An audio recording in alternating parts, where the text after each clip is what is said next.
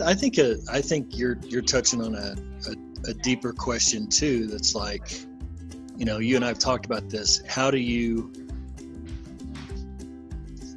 have the courage to ask yourself, what do you want?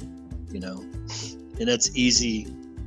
It's easy to do in a vacuum, but how that's it.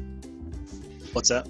It's easy to do in a vacuum. I mean, that's it. You nailed it. It's all the stuff that gets in the way that you say, well, I know there's a list of things I can't have, or I can't question, and that's the starting point.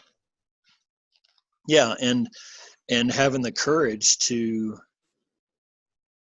and maybe that really is the starting point is, okay, pretend you are in a vacuum, not a vacuum cleaner, but pretend you're in a vacuum, and pretend your decision about what you want, or your answer to what you want, is it doesn't affect anybody else. Right. There are no ramifications. Just what do you want, And I think to start there really does kind of give you a first step in a direction, at least, that you might want to go. Like I just keep going back to my situation with work, with selling cars. It's like I struggled for so long, with that decision of, because the ramifications, I can't, the what was going to happen if I made this decision was more important than actually making the decision. Like the fear of what might happen overpowered the courage to make the decision for so long, until finally the easiest way for me to answer the question of what do I want is to ask myself, what don't I want? And this is what I don't want. I don't want to feel this way. I don't want to lose sleep anymore. I don't want to feel this way. And that's really as simple as it is. And maybe that's even a better question, is not so much what do you want, but how do you want to feel? How do you want to feel about your life? We have intruders in our backyard. Can you hear my dogs barking? It sounds like you've got a real situation there. Yeah, it's insane. There's a person walking by. Ooh. Outside. Ooh. Yeah. But that's, that question of how do you want to feel, and how do you not want to feel? Maybe those are better questions then, because it's really from there that you can start to build from everything. Like take your marriage, take a relationship, take your relationship with your children, or take the job that you're about to take, or about the job you're about to leave, or the job that you're in, or where do you want to live? It's like maybe starting with, okay, well, how do you want to feel? And how's this going to make you feel by doing this? And is that consistent with how you want to feel? And if it is, then do it. And if not, then don't. It could be as simple as that. And unfortunately, like, religion creeps in even into that line of thinking, to be like, well, everything you feel, if everybody did everything they felt, then the whole world would just be a big orgy. Well, not really, not really. I don't think that would be it. I don't think it would lend itself to illicit living. I think it would lend itself more to authentic living. If we really did live by the code of, I'm not going to do anything that makes me feel bad, and I'm only going to try to do those things that make me feel good. And the more I do that, the more I get in touch with my authentic self and what my authentic self really wants, because we've shut that down for so long, because living by the heart, and religion tries to teach us that you can't trust your heart. You can't trust yourself. You can't trust your own feelings, because we're sinners, and how can we be trusted?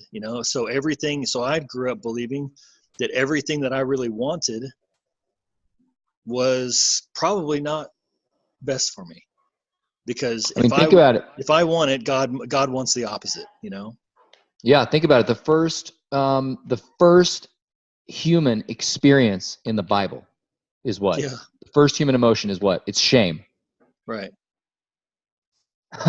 it's Adam and Eve being ashamed of themselves, what they did. Well, and even back it up, for the first human emotion really was desire. Well, yeah, you're right. Yeah. And then the shame of giving into that desire, you know? And that's the human example of, here's what happens when you give into your desire. You know, it's going to end up in shame because God doesn't want you to give into your desires. I mean, that's, I think, the thing that's deep inside of most of us that have grown up with any kind of religion, you know, that what I want, the part of me that wants things, is inherently bad and can't be trusted. And so we don't rely on it because we believe that it can't be trusted. And so we build up our lives in ways that we don't really like and we don't really want, but God must want it, you know, because it goes against what I want, you know. It seems like that's the human experience more often than not, you know. It leads people to, I mean, you get to a point of a breaking point where you realize it's not sustainable, you know, to kind of to live a life of self-distrust. And I think just like in so many other ways where even just kind of day to day, you know, you've been sowing corn and you want wheat and you just, you know, I don't know, some people get to that point and it's like, it's too much, it's a breaking point. And that's when you start to question this. And I guess that's where you're at. But I think, you know, the question for me is how do you get yourself there without having some sort of experience that just kind of shatters you in a way that you say, you know, and maybe it is, maybe that's what it takes to get to that point of having the courage to start to ask that question, you know, is just having an experience that just breaks you and makes you say, I can't live like this anymore. How do you kind of start to turn that ship without letting it get to that point? Well, I think you again, the easiest way to do it, I think, is to temporarily suspend cause and effect. You know, there is no effect. There's no negative thing that can possibly happen. So let me just take a snapshot of my life right now, and let me ask myself, if I didn't need the money, or if I didn't, you just take all those things out and ask yourself, if I could do anything I wanted to do, what would it be? You know, if I could live anywhere I wanted to live, where would it be? It's like what you're saying is making me think like the parameters of fear are what qualifies those decisions and the questions, right? Yeah, like those are the constraints within which we're working is fear. Right. And why do we expect, you know, positivity and courage to be the outcome, the outcrop when fear of that? When we've started, fear is the ground that it's planted in. Yeah, right. No, I agree. I think so many people, you know, and I've said this before, you know, the only difference in fear and faith is what you're focusing on. You know, fear is just an intense belief that something bad's going to happen, you know, and it's like, that's easier to do. It's easier to believe that something bad's going to happen, you know. But if you think about fear, what is fear? Fear is, and what is worry? You know, worry is in the middle of the night, waking up, thinking of the worst case scenario or a number of bad case scenarios, and believing that those things are probably going to happen. This is probably going to happen. This is probably going to happen when I show up at work today, you know, or this is probably going to happen, you know, when I wake up and I have to deal with this or that. And it's the same process, you know, it's using the same muscles. It's just one is waking up in the middle of the night and going, well, this negative thing is probably going to happen. And the other is waking up in the middle of the night and going, man, this positive thing is really going to happen, and ruminating on that, and really thinking about that and letting that create the emotions that build the steam, behind, it's like what powers a steam train, all this power of this locomotive comes from this little oven that's burning so hot that it's creating this steam that's causing this engine to pull hundreds of thousands of tons of things behind it. It's like, what is in the engine that's burning?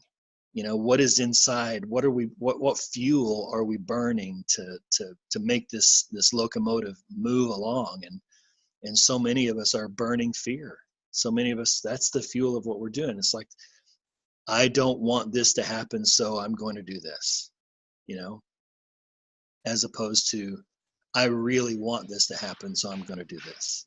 Don't trip while I'm walking up the stairs. Don't fall. Don't fall. Yeah. Don't fall. Yeah, right.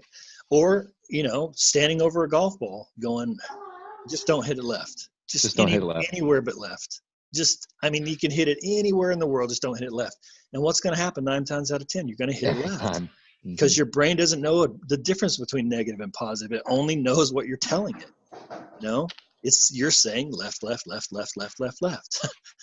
It doesn't understand not to do it. It's just that's the groove that you're training your brain to think. So to put that on a bigger scale of life and in teaching the next generation, or teaching our friends how to live a better life, maybe it's not so much about thinking about what you don't want to get. And you can build a nice hedge around your life by doing that. But at the end of your life, how will you have felt that entire time? Yeah. Maybe you create something, and maybe you never experience the negative thing that you're trying to prevent happening. But you spent your whole life in prevention mode. You spent your whole life in fear mode, as opposed to the opposite of that, which is building and exploring and experiencing and feeling, these positive feelings of life. That sure seems like a more full kind of life, to me. And I think, we like to kind of wrap these things up with a takeaway. I think it's, do you want to go left or right, or both? Yeah. Or straight? Get away from multiple choice options probably first. Yeah. And start to think, what do I want? Where do I want to go? Yeah. But ask the question without the qualifications. Yeah. What would it look like without untangling, everything that exists now? What is it that I would build if I could? Yeah. Into my life. Or even breaking it down even simpler and saying, how do I feel right now about everything that's going on in my life? And do I like that feeling? And let that take you to the next logical step. Do you like how you're feeling? Do you like what you're experiencing? Well, I don't really like. Okay. So what would you want? What is the perfect scenario? How if you loved your life, what would it look like? Asking yourself those kinds of really simple questions to kind of snap you out of the mundane. You can go through life and just all of a sudden you're 45, 46 years old, and you've never stopped to ask yourself, is this what I want? Am I liking this journey so far? And if not, how could I like it better? So many people, I think they're stuck where they are, but you're only stuck where you are because you haven't allowed yourself to think outside of that current scenario. And if there's a better one. So, I think takeaway, how do you feel? Do you like the way you feel? And if you do, keep doing it. If you don't, what would make you feel good? That's what helps me. That's what kind of helps me get there. Yeah. So. It's good stuff for me, man. So.